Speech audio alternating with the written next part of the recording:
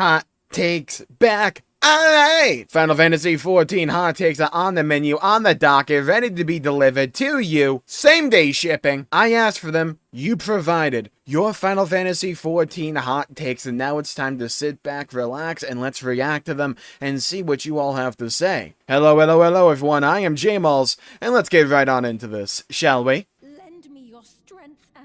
Up first we have at Upside Cloud 8700, who says, "Here is my hot take. There will be a hard shift in direction to save this game, and this shift will be successful. Pessimists think the devs cannot do this, but there is a long history of Final Fantasy XIV and big MMOs such as these, like WoW, World of Warcraft, taking hard turns whenever they see trouble coming.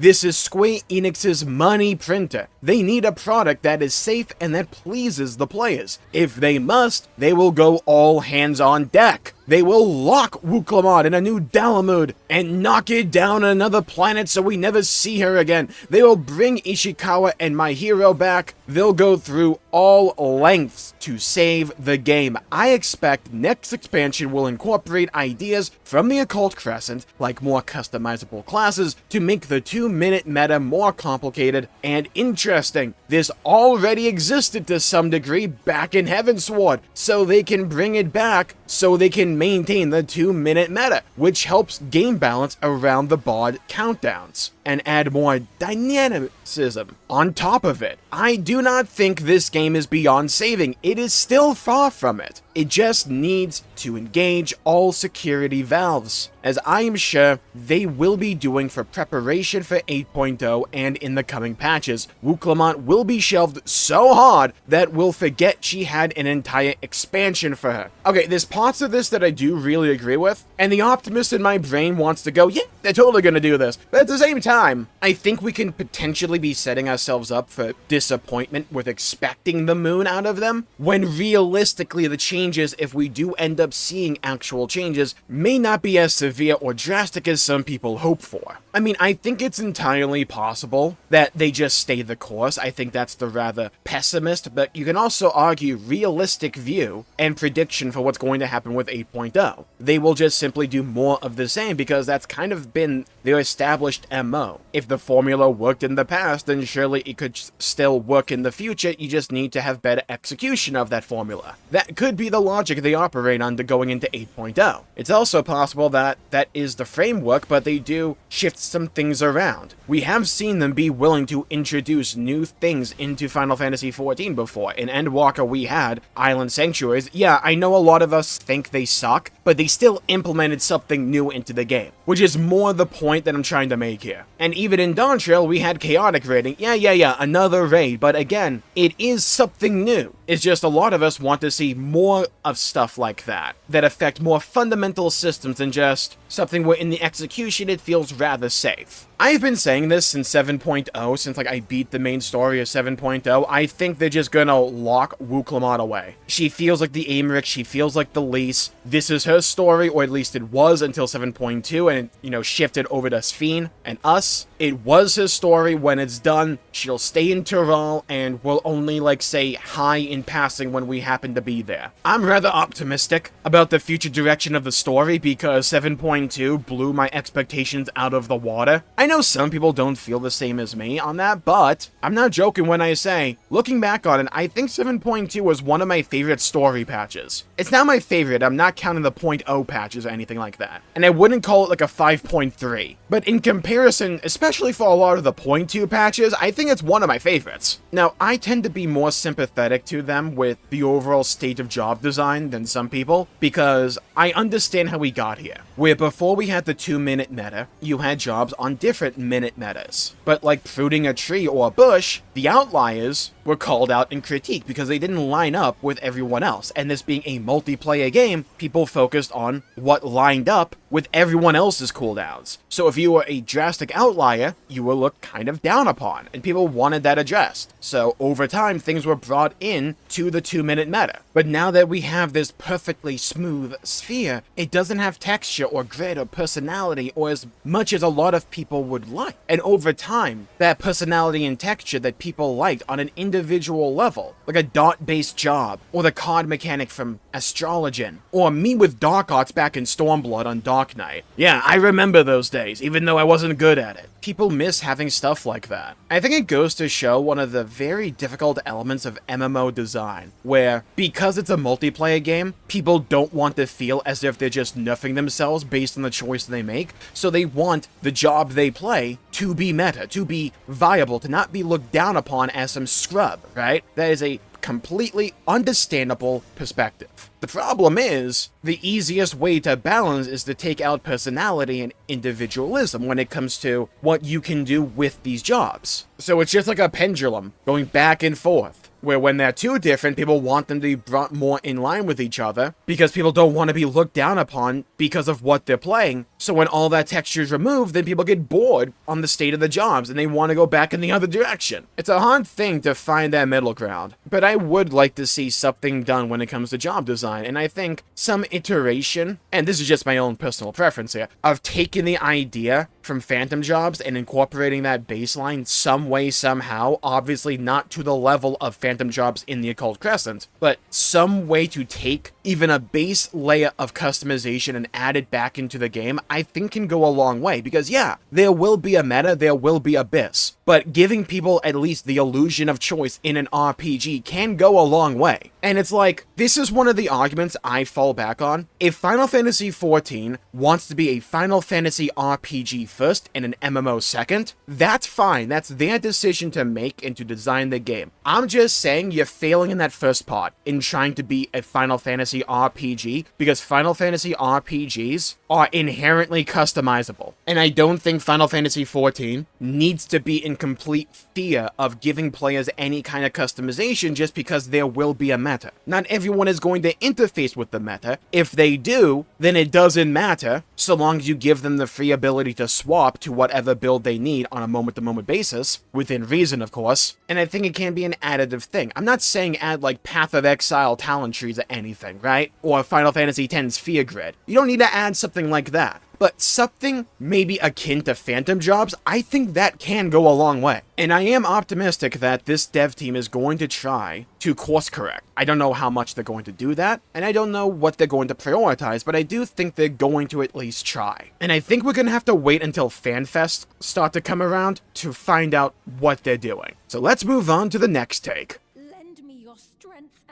Next up, we have at Bossy, who says, hot take time. I always found WooClamart as a character to be fine. She was just overexposed. There's many more characters I found to be worse, such as Minfilia, the walking plot device. WooClamart just sadly suffered from the Least syndrome and would have been better received if her screen time was chopped down. I do think she would have been better received if her screen time was, chopped down, but I think in a lot of ways, WooClamart was a symptom rather than the actual problem with the story. I think Dawntrail in a lot of ways felt way too shonen-y tropey and felt like too much of a pivot in terms of overall writing style and design from where the game had just come from. And because the game was really leaning into the shonen tropes, WooClamart being the MC had a lot of the screen time. So a lot of the actual writing issues that I think Dawntrail had are exemplified because of WooClamart, because she is in that main character role. But to me, the issue is mostly the writing itself, the dialogue, the pacing, the things we did. I think there is a way to have written the Dawntrail storyline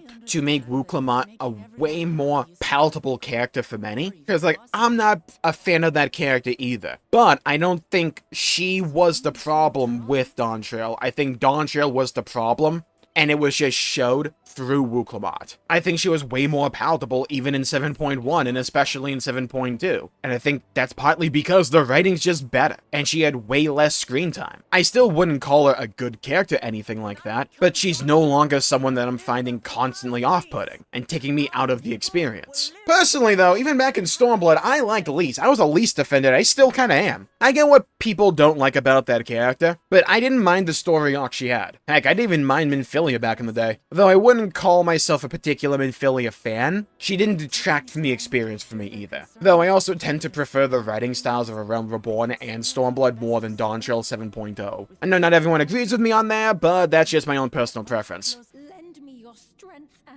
Next up, we have at Yoru Simp, who says, hot take, I find the brain-dead quote-unquote structure of the dungeons relaxing, and I love to turn my brain off to do roulettes. Felt the same way while feet grinding to get Demiatma. And yeah, I completely understand this. Like, back in the day, I used to level alternate characters called alts in World of Warcraft, and it was the easiest thing in the world, right? Like, I'm pretty sure a wad of wet napkins could also do that, but I found it relaxing, and I like going through the zones and experiencing those stories all over again because I'm a Giga nerd. And yeah, I like doing the occasional dungeon or roulette and it being like pretty easy, but it's just something I can shut my brain off and do. My issue, and where I would put the critique, is that I think unless you're doing any content that is like extreme up, a lot of the content in this game feels like that, and I don't think the issue is having content that is like quote unquote brain dead or something you can like shut your brain off and do. Having that exist isn't the problem. The problem is when that is like all there is to do outside of raiding. I actually quite enjoy the difficulty of the Occult Crescent. It's just the systems in the Occult Crescent aren't my cup of tea, but like the actual critical encounters there, those fights, I really like those. I also think the bigger issue with dungeons isn't its overall difficulty. I actually quite enjoy the mechanics of a lot of the Dawntrail dungeons. My bigger critique is the overall structure being way too formulaic. You know the meme trash boss, trash boss, where it's all just one linear corridor. I wish they would go in a direction of having more variety in the layouts of dungeons and things you could do in dungeons. You don't need to up the difficulty or anything like that, but more varying objectives. Again, going back to that previous conversation of job balance with the 2-minute meta that we just had, one of the reasons I think we got into this structure of dungeon is because, well, when you have a wide variance of styles of dungeons, if you gain the same reward no matter how long or short the dungeon is, or what the dungeon asks you to do, MMO players being MMO players are going to want to go the path of least resistance and are going to want the shorter one because it's quicker and more efficient. So just standardizing dungeon format across the board sounded like an obvious play back then because, well, that way there's more quote-unquote dungeon variety and people want to do all the different dungeons, and then Expert Roulette like limits you to only a couple of them. I digress. It's the same phenomenon as that like swinging pendulum we talked about before, where it's like when everything's too cookie cutter, you want more variety, but when everything's too various, you want more standardization. And it is hard to find that middle ground, because when you do find that middle ground, you're gonna have people on either side of the spectrum that want it to be closer to where they are, and they can be particularly loud. So who do you listen to and who do you not listen to? In the lead up to Dawntrail, in quite a few of the interviews, Yoshi P talked about how a part of the design philosophy for Final Fantasy XIV was that they didn't really want to make anyone upset. I think that's a noble goal, but the problem with that is when you design a game to not displease anyone, it can end up pleasing no one. Now, that's a bit of a hyperbole for this situation because there are absolutely people that do enjoy Final Fantasy XIV, right? But I think it can largely hold for a lot of these decisions when it comes to, say, job design, when it comes to dungeon design as well, where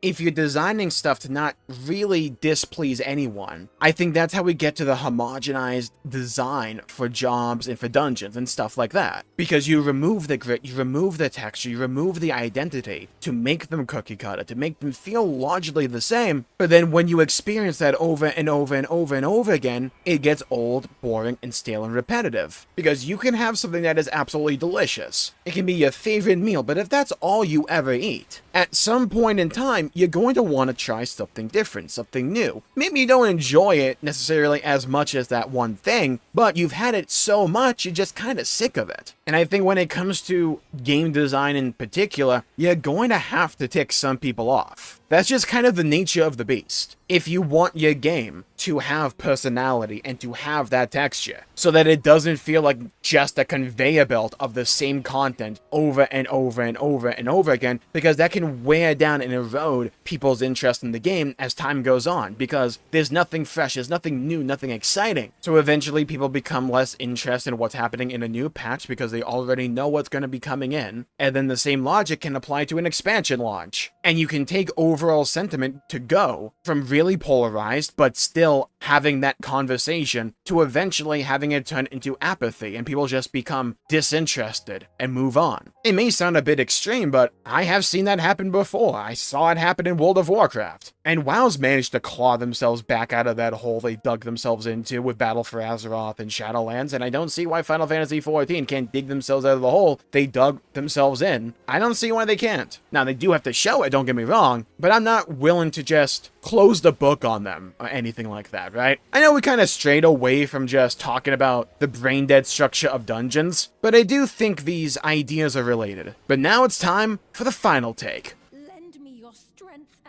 Alright, let's get some hot takes in us here, because we have a list and we're checking it twice. We have Andre Luis XD2873 who says FF needs. Guys, we have a bullet point list. Get rid of the item level system. 2. Bring a trait tree that players can choose perks like FF9 Magic Stones or even FF7 Materia. 3. Weapons with bonuses like Final Fantasy XIII. 4. Get rid of rotations and bring combos like from PvP. Next one, reduce GCD to 1.5. Next one, buffs with 30-second cooldown like mobile. Next, give a combo to healers. Next, make healers heal. What a concept. And the final one, bring a Mythic Plus content style to fill the gap between major patches. Woo! We have a list. Now, I don't think you incorporate any of these things without drastically changing the game, nor do I really think Final Fantasy needs any of them. There are some things that I wouldn't mind depending upon subsequent changes surrounding them. Like, I wouldn't mind the GCD being faster. I wouldn't mind having faster CDs. I'm not a healer, so I'm not gonna comment on what healers should have. Besides an OG CD ready to go on me. I wouldn't mind a trait tree, personally speaking. I don't think we need a tree necessarily, but I wouldn't mind having some kind of customization. I don't think we need to get rid of item level. I never played Final Fantasy XIII. I don't think rotations themselves need to go, but I wouldn't mind seeing them embrace the combo system even more and at least having that as an option. They went in that direction a bit with Dawntrail. Wouldn't mind seeing them go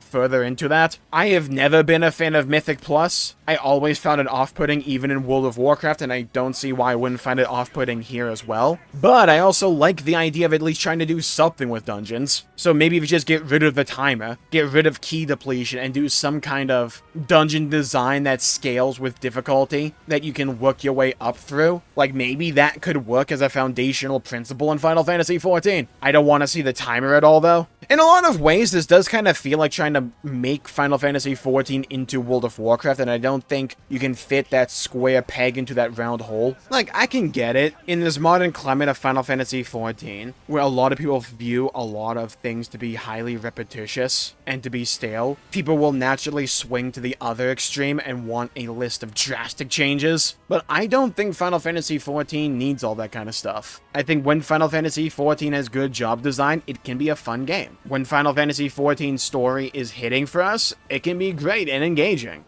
I would caution the game from going to a completely extreme direction and trying to over-course correct, if that makes sense. I wouldn't mind seeing some extreme action taken with the game's direction going forward, don't get me wrong. I just don't think the game needs to throw away its whole entire identity or anything like that. Like, would I like to see some customization for job design going forward? Yeah, I think that would be really cool. Do I think we need entire skill trees or anything like that? No. Would I like them to do something when it comes to dungeon design moving forward? Yeah. Do I think they need to just copy World of Warcraft with Mythic Plus? No. Like, maybe you could borrow ideas from that system, but I don't think we just need that system one for one. I don't think there's any one path the game has to take moving forward. It's just, I think they need to move off this current path. That doesn't mean we have to completely change direction or anything like that, or change the overall structure and identity of Final Fantasy XIV. It just means, let's try something different here. So here's where you come in. Leave a comment down below with your hot takes about Final Fantasy XIV. I want them hot, I want them spicy, people, yeah? I want you to burn me, scald me, boil me, and I may react to them in a future video. And if you want to be here for that video for when we cover 7.3 on this channel, the live letter, you should leave a like and subscribe. Follow me on social media, Twitch, Twitter, TikTok, Jmulls G. I have a Discord in the description down below. Swing on by and talk about all kinds of games in Final Fantasy XIV. And if you are wondering, well, Jmulls, is it too late to start Final Fantasy XIV? Well, don't worry, I have you covered, and you should check out this video for more. Stay safe, everybody. Have a great day, and I'll see you all next time. Bye-bye, everybody. Until we meet again.